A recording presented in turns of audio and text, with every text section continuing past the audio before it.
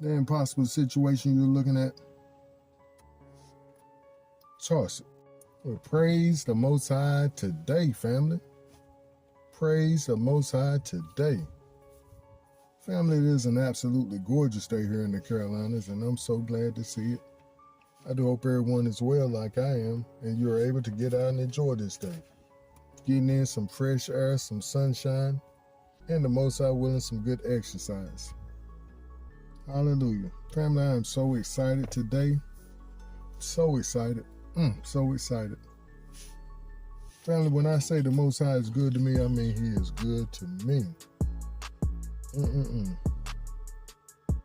going to try to get through this idea without telling too much of my business, but I got to share this testimony. And let's get the title of this idea. I'm all out of place. I hope everyone is well. We said that. But the idea is called Impossible. Really? Impossible? Really? And impossible means not able to occur, exist, or be done. A seemingly impossible task. We have another word of the day. It's called adinaten. Adinaten. Adinaten is a figure of speech that uses hyperbole to describe something that is impossible. The word comes from the Greek word adunaten. Adunaten. The word we're speaking on today is adinaten, which means unable or impossible. And a lot of times it'll say something like, an example is one that I read last evening. It was, I'm so hungry I can eat a horse. Or she has eyes in the back of her head. And it gives an example of something that you're using to the extreme to make a point. You're saying that she has eyes in the back of her head, meaning that she has good senses.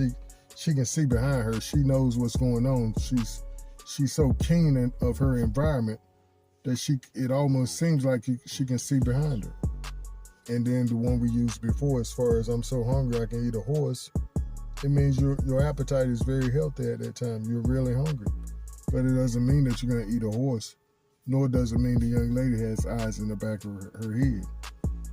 But we're using this because the Most High gave me this Strong's word, the adinaten. Yeah, he gave me that late last evening. And it had to be like 1 or 130, something like that. I forget the exact Strong's number it was, but I woke up at a certain time and he said, look up the Strong's word for this and look it up in the Greek. And this word came up. And what got me is the definition, seemingly impossible. Let's look at it. A seemingly impossible task. Hallelujah, family. And then not too long after that, he gave me the script there in Psalms 121, 1 and 2. It says, I lift up my eyes to the mountains. Where does my help come from? My help comes from the Most High, the maker of heaven and earth. Hallelujah. And I think it goes on to say right there in that verse, he will not suffer your foot to be moved. He who the keeper of Yasharal, neither slumbers or sleeps. That means he's always on the case, family. And not really, because it doesn't take his full attention to be on any case all the time. Because he's so perfect in his ways, family. He'll set something up way over here 1,500 years ago to get it to be orchestrated so it will have change in your situation. So it'll be right on time, family. Hallelujah. And he reminded me of this script last evening because sometimes, family, we can lean too hard on other people and think that they're going to solve our problem. And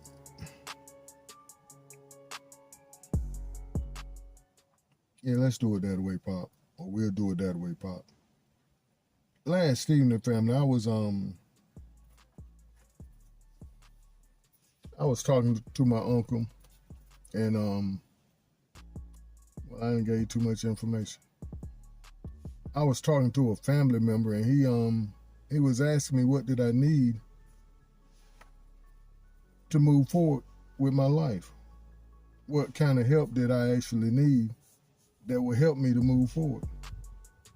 And I had this situation that was so dreadful for me that I didn't want to address it. And the whole point about it is my mother done dry snitched on me. My mother done told my family member what was going on with me. And that was the Most High. And he brought it to me. He came straight out and asked me, he said, well, what's up with this? I said, yeah, that's an issue.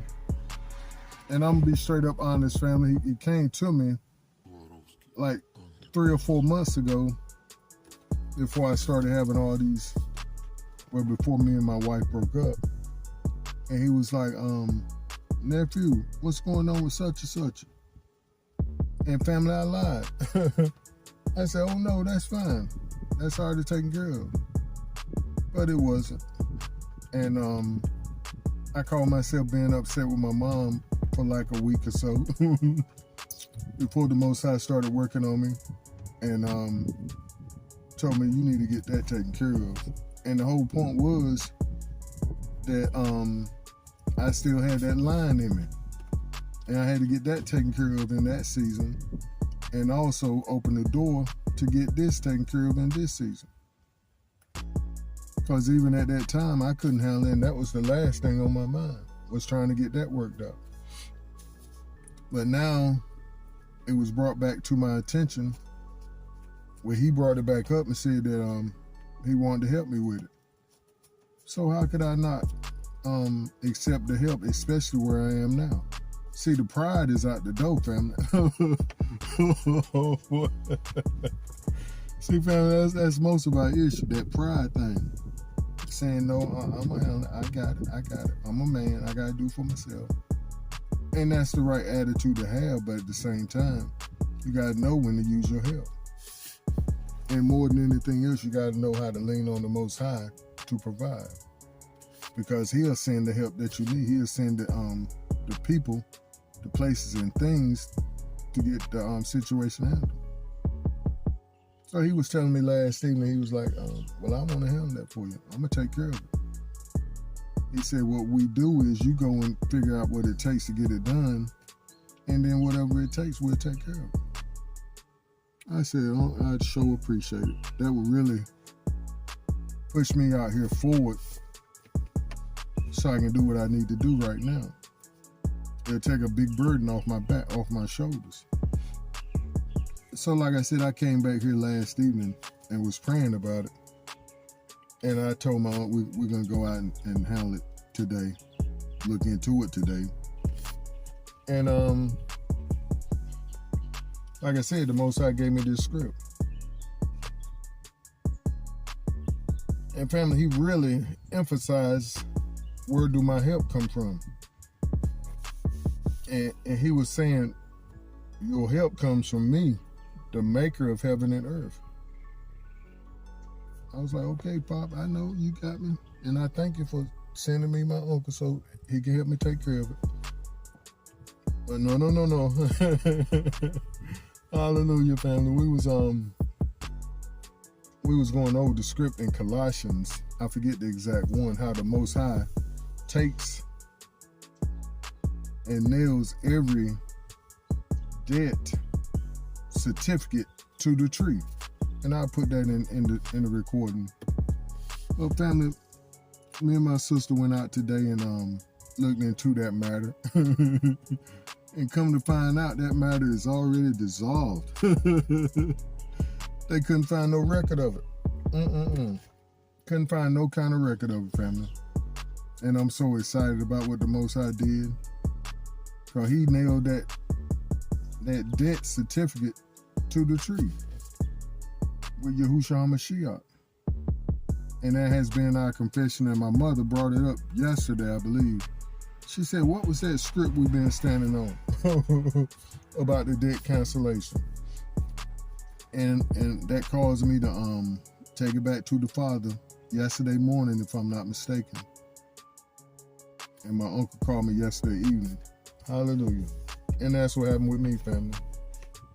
So impossible? Really? And we have one more script we got to read. And that's Romans 8:31 through 37. And I want to get really excited and yell, but I can't right now. Folks done came home from work. My aunt stay right here. My pop stay over here. And there's another lady that stay over here. And I can't holler like I want to, even though I'm in the country. I can't really holler like I want to, but Romans 8:31 through 37 says, what shall we say to these things? What things, Robert? All these pressing things that's on our shoulders, in our minds, them cares. If the Most High be for us, who can be against us? He that spared not his own son, but delivered him up for us all. How shall he not with him also freely give us all things? Freely give us what? All things. Freely give us what? All things.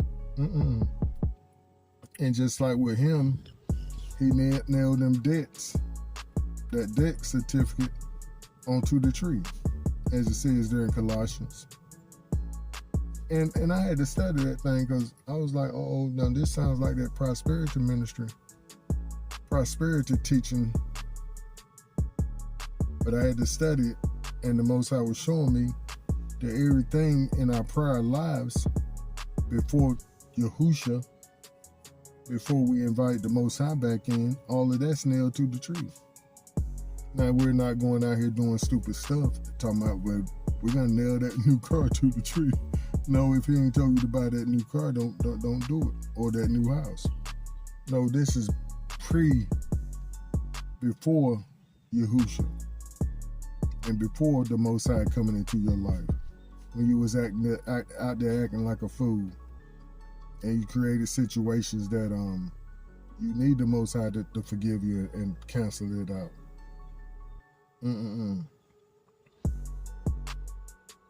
How shall he not with him also freely give us all things? Who shall lay anything to charge of the Most High's elect? Thank you, Pop. That's just a confirmation to the script.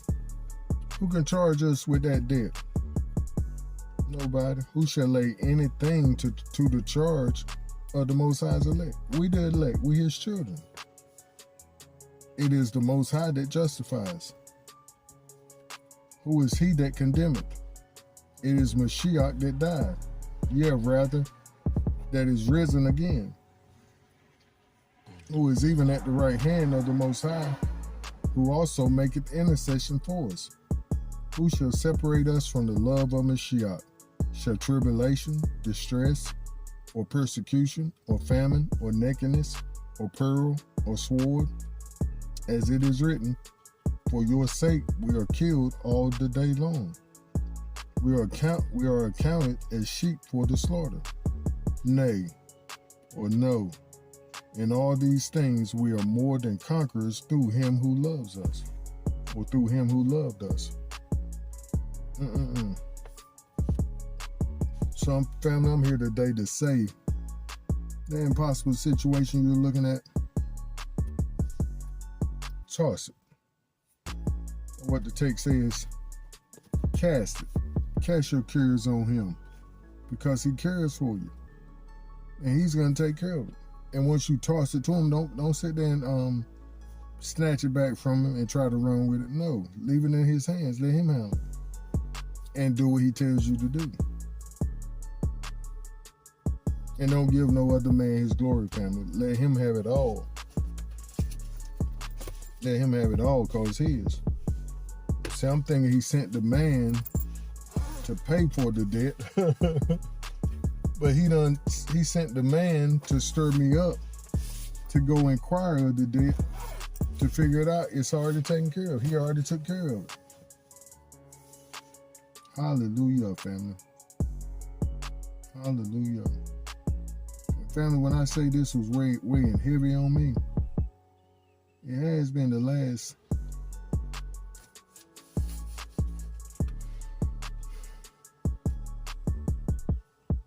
20 years. And you know that had to be a sizable problem if I hadn't been able to get hold of it in the last 20 years. And it's something I just been kicking the can up the road, putting it on the back burner, thinking that it was insurmountable. That was the word, insurmountable. But the Most High said impossible, and that's the other script. Yahushua said with man, this would be impossible, but with the Most High, all things are possible. Hallelujah. We thank him for it, family. Hallelujah. I'm so excited and happy on the inside because I see, just like we did in the prior recording, I'm expecting good to come. Not bad news, but I'm expecting good and for it to stick. Hallelujah.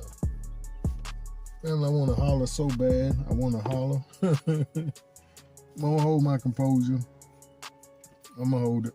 Hallelujah. This is the good that's coming, and it's not going to slow down.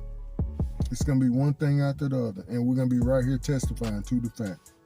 This happened today, that happened today, because we're submitted to our Master.